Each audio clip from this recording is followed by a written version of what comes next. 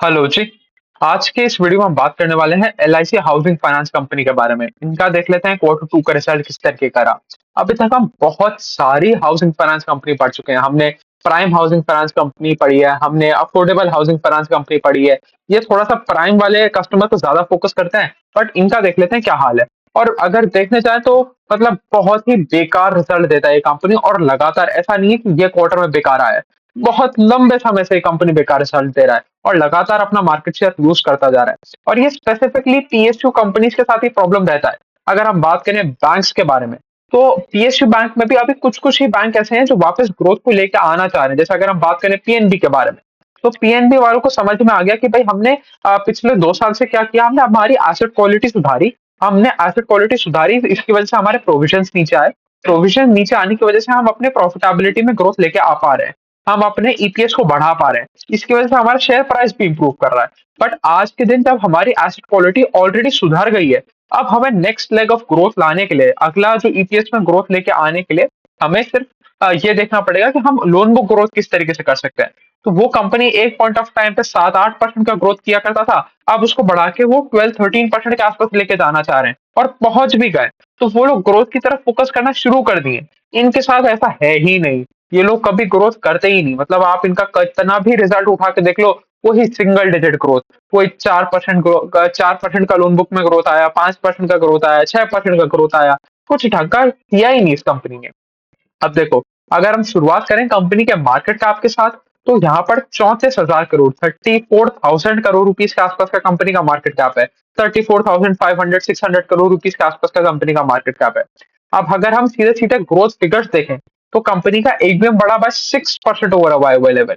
अब देखो, हम थोड़ा सा रिवीजन करते हैं कि हमने पहले कितनी ग्रोथ करने वाली कंपनी देखी है। अभी हम वैल्यूएशन के ऊपर चर्चा नहीं कर रहे कि सस्ता कौन सा बिक रहा है, महंगा कौन सा बिक रहा है, उसके बारे में हम बात नहीं कर रहे हैं। अब आप चलो प्राइम में एग्जांपल ले लो, तो प्राइम लोन करने वाली कंपनी है आपकी बजाज हाउसिंग फाइनेंस।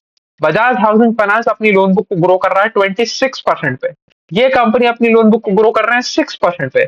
मतलब 4 गुने से भी ज्यादा पेस पे ग्रो कर रहा है आपका बजाज हाउसिंग फाइनेंस, और ये लोग ग्रो नहीं कर पा रहे। हाँ, एक साइज जरूर फैक्टर है, बट साइज आपके लिए समस्या है, कंपनी के लिए समस्या है, शेयर होल्डर के लिए समस्या नहीं है। शेयर होल्डर उठ के छोटी कंपनी में चला जाएगा जहां पर उसको बेस इफेक्ट का एडवांटेज मिलना है। तो यहाँ पर हम ये नहीं कह सकते कि भाई इन्होंने लगभग लगभग 3 लाख करोड़ रुपए की लोन बुक के ऊपर 4% या 6% के आसपास का ग्रोथ किया है। तो अगर 3 लाख करोड़ रुपए की आपने लोन बुक पे, सपोज मैं कह रहा हूँ, आपने मोटा मोटी 5% का ग्रोथ माने, तो आपने 15,000 करोड़ रुपए का एयूएम ऐड कर दिया। और 15,000 करोड़ रुपए का एयूएम, जहां तक मेरे को याद आ रहा है, आवास का टोटल एयूएम 11-12 हजार करोड़ रुपए का है। और आप होम फर्स्ट का भी 12,000 करोड़ रुपए के आसपास का एयूएम है। तो इन इस कंपनी ने इसी क्वार्टर में कुल मिला के आवास जितना एक नया एयूएम क्रिएट कर दिया। But that is not the point. आप परसेंटेज टर्म्स में देखो, आपने सिर्फ 6% का ग्रोथ लेके आए हो। हमें ग्रोथ से मतलब है। आवास आज की डेट में 20% पे ग्रो कर रहा है। होम फर्स्ट आज की डेट में 35% पे ग्रो कर रहा है। हम यहाँ पर पेमेंट कर रहे हैं आपको, एक प्रीमियम वैल्यूएशन दे रहे हैं आपको ग्रोथ की वजह से, ना कि बेस इफेक्ट की वजह से, ना कि एब्सोल्यूट नंबर्स की वजह से, कि भाई आपने इतना डिसबर्समेंट कर दिया या इतना एयूएम में ग्रोथ लिया है कि आपने 100 करोड़ का ग्रोथ लिया है, इसलिए आप एक काम करो, आप 4 का प्राइस टू बुक मल्टीपल रख लो। आप 10 करोड़ के ग्रोथ लेके आए, इसलिए आप एक काम करो, one time price to book पे बिको। हम क्वांटम के हिसाब से तो डिसाइड नहीं कर रहे हैं, हम तो ग्रोथ के हिसाब से डिसाइड कर रहे हैं। तो यहाँ पर जो भी डिसाइडिंग फैक्टर है हमारा, जब वो ग्रोथ है, तो हमें ग्रोथ ही देखना पड़ेगा। अगर हम इनके एग्जैक्ट लोन बुक साइज के बारे में बात करें, तो 2,95,000 करोड़ रुपीज के आसपास का लोन बुक है। और आप सिर्फ 6% से बढ़ रहे हो, तो यहाँ पर कोई एक्सक्यूज देने की बात ही नहीं बनती। अब एक आधा क्वार्टर ऊपर नीचे हो सकता है, बट ये कंपनी कभी ग्रो किया ही नहीं। मतलब वही घिसा पिटा ग्रोथ, वही सिंगल डिजिट का ग्रोथ। और जब मैनेजमेंट से पूछो कि भाई आपको कब लगता है कि अब आप वापस उठ के डबल डिजिट ग्रोथ कर दोगे, डबल डिजिट पे भी मतलब वही 10-11-12% के आसपास का ग्रोथ कर दोगे, तो मैनेजमेंट को कुछ अता पता नहीं है। मैनेजमेंट कहता है देखो, अभी हम फोकस कर रहे हैं कि हम अपनी लोन बुक को बढ़ा पाए। बस इतने पे कह के मैनेजमेंट रुक जाता है कि भाई हम फोकस कर रहे हैं, हम अपनी लोन बुक में ग्रोथ लेके आ पाए।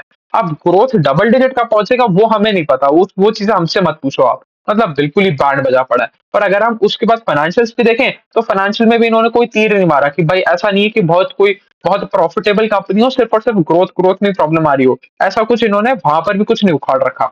अगर हम पहले तो इनके समझने जाएं कि इनके अलग अलग डिस्ट्रीब्यूशन चैनल्स किस तरीके के हैं, तो जैसे हमने देखा था, बाकी सारी हाउसिंग फाइनेंस कंपनी तो अपने ब्रांच में लेके आती थी, कस्टमर को वहां से डिसबर्समेंट करती थी।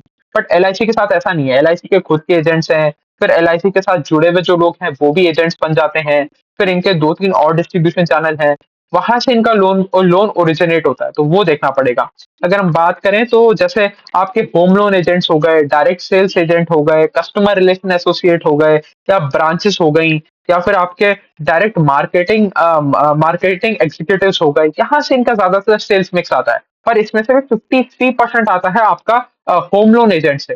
तो होम लोन एजेंट सबसे ज़्यादा इनको इनको बिज़नेस ला के देना है 53-54% के आसपास का और मोटा कमीशन भी खा रहे हैं। तो ये कमीशन बेस्ड इनकम पे जाते हैं। तो ऐसा नहीं है कि जो ये होम लोन एजेंट्स है, इनको इन्होंने सैलरी पे रख रखा है। तो सैलरी के साथ एक इनका एक और कंपोनेंट है कमीशन वाला। तो ये इतना प्रॉफिटेबली ग्रो भी नहीं कर पा रहे। ये चीज़ भी हमने देखा। अगर हम इनके एवरेज टिकट साइज़ के बारे में बात करें तो लगभग-लगभग 30 लाख रुपए के आसपास का इनका एवरेज टिकट साइज़ पहुँच गया। तो मतलब वो प्राइम वाली कैटेगरी में पहुँच गए।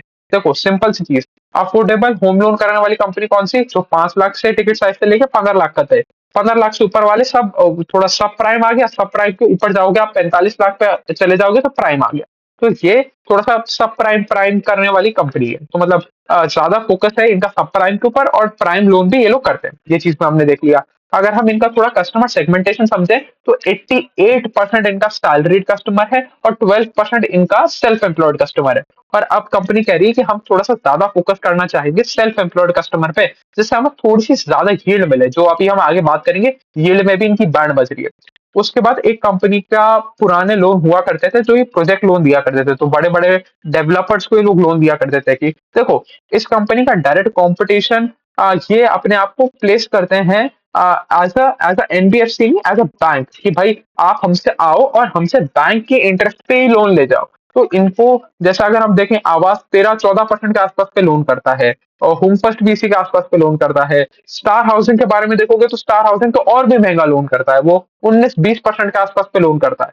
इनका उतना नहीं है, ये साढ़े 8-9% 10% के आसपास पे लोन करते हैं। तो यहाँ पर तो कुछ कुछ मतलब बहुत बहुत तगड़ा यहाँ पर ग्रोथ देखने की हमें उम्मीद भी नहीं करनी चाहिए इस कंपनी से। ये चीज़ भी हमने देख ली। अगर हम लोन बुक सेगमेंटेशन देखने जाएँ तो 85% आता है हमारा इंडिविजुअल होम लोन से, 10% आता है हमारा नॉन हाउस इंडिविजुअल से और 5% आता है हमारा अदर्स वाली सेक्टर में से।